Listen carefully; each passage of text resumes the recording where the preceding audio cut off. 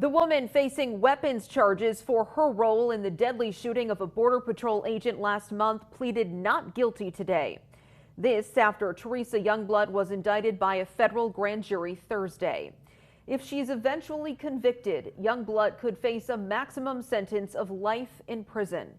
ABC 22's Jordan Barber has more details. Teresa Youngblut, who is accused of starting the shooting that left 2 dead on January 20th, was indicted by a grand jury Thursday evening on 2 firearms charges. This Friday, she appeared in court again, pleading not guilty.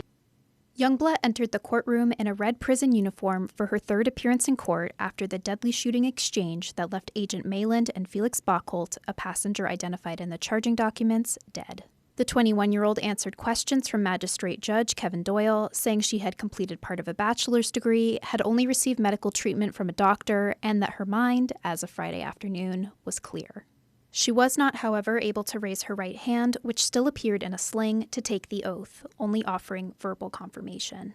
U.S. Attorney Matthew Lasher offered a summary of evidence he would be sharing in the next phase of Youngblut's trial.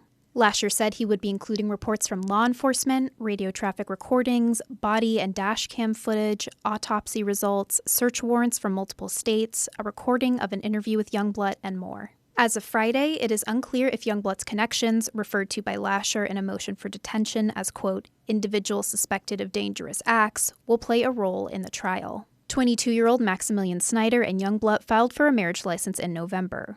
Authorities have not confirmed if their application ever went through. Snyder has since been arrested and charged in connection to a murder in California.